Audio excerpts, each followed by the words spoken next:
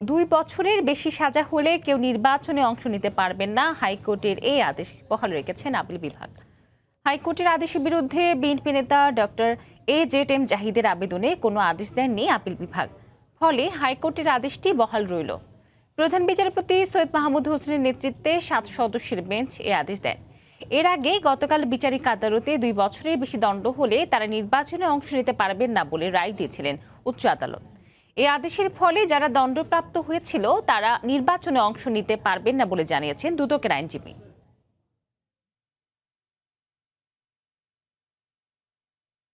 এই মুহূর্তে supreme court প্রাঙ্গণে রয়েছে রিপোর্টার আফজাল হোসেন। বিস্তারিত জানতে সরাসরি চলে যাচ্ছে তার কাছে। আফজাল।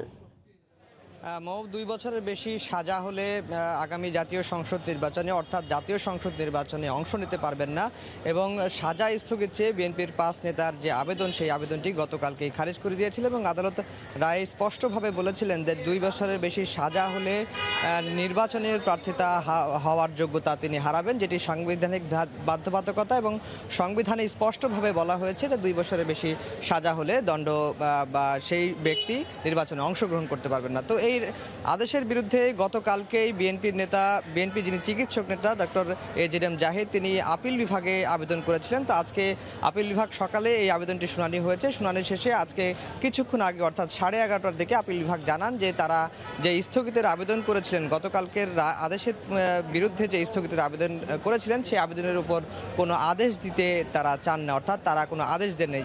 এর ফলে যেটি দাঁড়িয়েছে যে হাইকোর্টের যে আদেশ 2 বছরের বেশি অপরাধে দণ্ডিত হলে কোনো ব্যক্তি নির্বাচনে অংশগ্রহণ করতে পারবে না, সেই আদেশটি বহাল রয়েছে এবং একই সঙ্গে সাজা স্থগিতের যে বিধান নেই সেই আদেশটিও আপিল বিভাগ বহাল রেখেছেন। এর ফলে বেগম খালেদা জিয়া নির্বাচনে অংশগ্রহণ করার আর কোনো সুযোগ থাকছে না। অর্থাৎ যেহেতু আপিল বিভাগ হচ্ছে সর্বোচ্চ ফোরাম যেখানে প্রার্থীরা তারা নির্বাচনের বিষয়ে আপিল করে থাকেন, যেহেতু আপিল বিভাগের সিদ্ধান্ত হয়ে গেছে সেই কারণে বেগম খালেদা জিয়া আর নির্বাচনে অংশগ্রহণ করতে পারবে না। যদিও এই আদেশটি শুধু যে বেগম খালেদা জিয়ার জন্য তা কিন্তু নয়, যারা দণ্ডিত হয়েছেন অর্থাৎ দুর্নীতির মামলায়, নৈতিক স্খলনের অপরাধে, ফৌজদারি অপরাধে যারা 2 বছরের বেশি সাজাপ্রাপ্ত হয়েছেন সকল দণ্ডপ্রাপ্ত আসামিরাই আগামী নির্বাচনে অংশগ্রহণ করতে পারবেন না বলে দুদকের আইনজীবী বলছেন। কিন্তু দুদকের আইনজীবী এও বলেছেন যে যারা মনোনয়নপত্র এরই মধ্যে সংগ্রহ করেছেন তারা জমা দিতে পারবেন, কিন্তু এই রায়ের আলোকে চূড়ান্ত সিদ্ধান্ত নেবে রিটার্নিং কর্মকর্তারা, যারা মনোনয়নপত্র যাচাই বাছাইয়ের সময় হাইকোর্টের রায়ের আলোকে তাদের দণ্ডপ্রাপ্তদের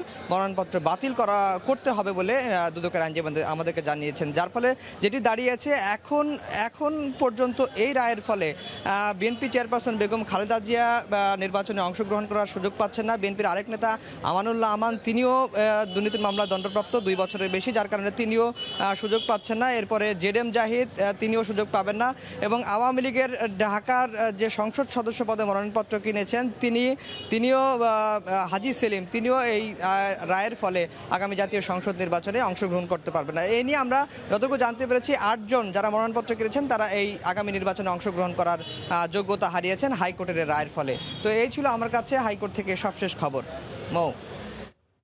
2 বছরের সাজা হলে কেউ নির্বাচনে অংশ নিতে পারবে না, হাইকোর্টের এই আদেশ বহাল রেখেছে আপিল বিভাগ। তো এ ব্যাপারে বিস্তারিত জানাতে সুপ্রিম কোর্ট প্রাঙ্গণ থেকে আমাদের সঙ্গে যুক্ত হয়েছেন সহকর্মী আফজাল হোসেন। একাদশ জাতীয় সংসদ নির্বাচনে মনোনয়নপত্র জমা দেওয়ার শেষ দিন আজ। সকাল থেকে উৎসবমুখর পরিবেশে বিভিন্ন দলের প্রার্থীরা তাদের মনোনয়নপত্র জমা দিচ্ছেন। সকাল 9টা থেকে বিকেল 5টা পর্যন্ত জমা দেওয়া যাবে। ঢাকা জেলার রিটার্নিং কর্মকর্তার কার্যালয়ে মনোনয়নপত্র জমা দিচ্ছেন ঢাকা 1, 2, 3, 19 ও 20 আসনের প্রার্থীরা।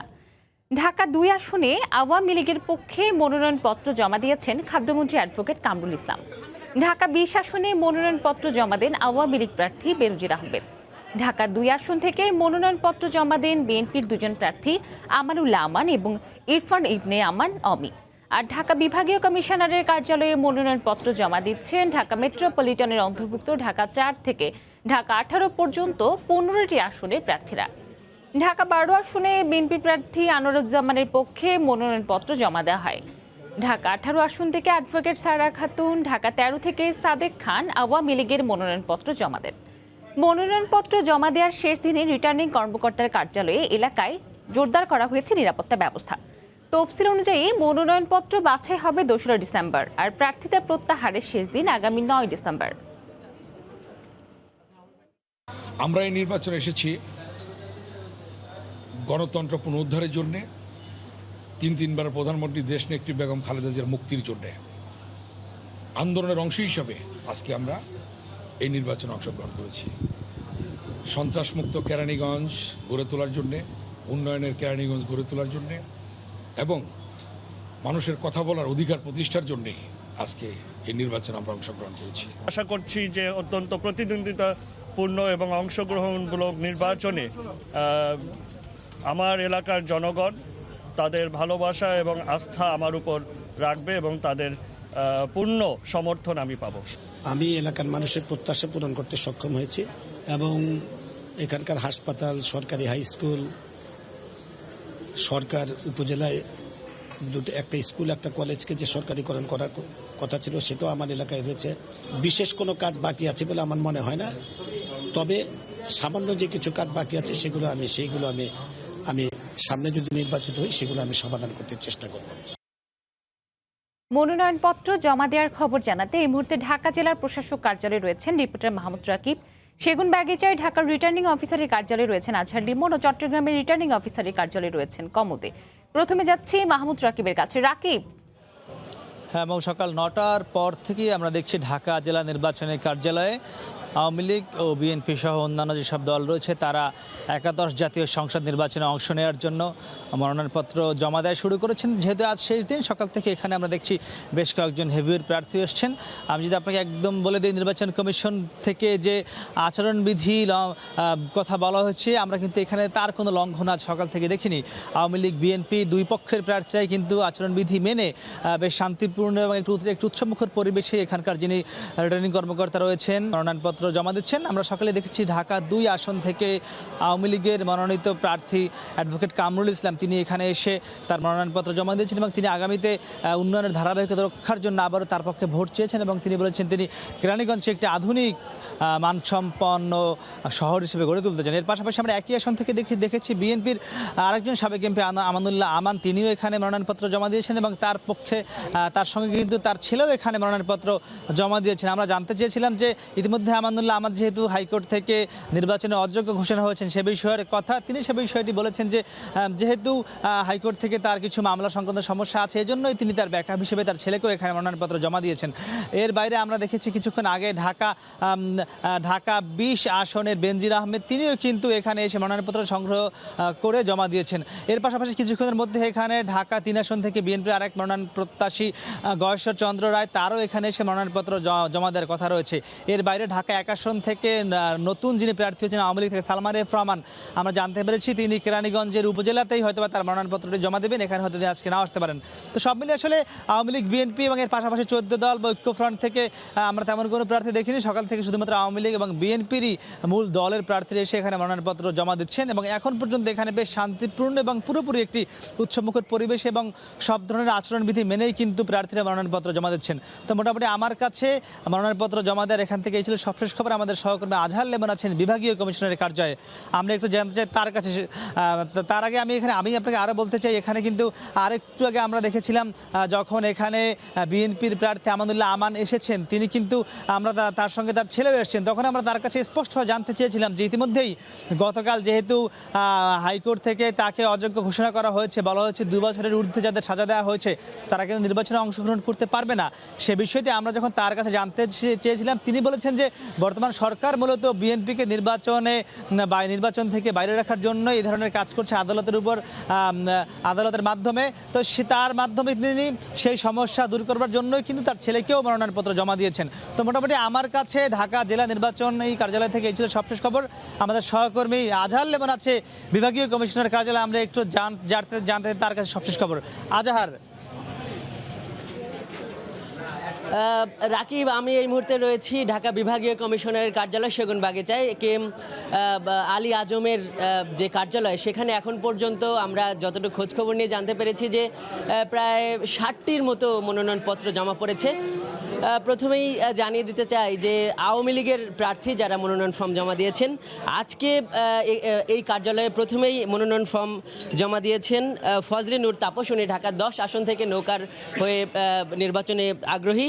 এছাড়া ঢাকা 18-এর সাহারা খাতুন, ঢাকা 13-এর সাদেক খান, ঢাকা 14 আসনের আসলামুল হক এবং ঢাকা 11 আসনের কে এম রহমতুল্লাহকে কিন্তু আমরা এখানে নির্বাচন কমিশনের যে মনোনয়ন ফর্ম সেটি কিন্তু আমরা জমা দিতে দেখেছি। এই ফর্মগুলো জমা নেবার জন্য এই কার্যালয়ে আলাদা আলাদা 15টি বুথ রয়েছে এবং সুশৃঙ্খলভাবে যারা নির্বাচনী কর্মকর্তা রয়েছেন তারা কিন্তু প্রার্থীদের কাছ থেকে মনোনয়ন ফর্ম কিন্তু তারা গ্রহণ করছেন। জানিয়ে রাখি যে এর জন্য প্রার্থীদের যে প্রয়োজনীয় কাগজপত্র, হলফনামা, জামানত এবং আয়কর রিটার্নের যে কাগজপত্র এগুলো কিন্তু সংযুক্ত করা হচ্ছে, যেগুলো কিন্তু মিলিয়ে এখানে যারা নির্বাচন কর্মকর্তা রয়েছেন তারা কিন্তু গ্রহণ করছেন।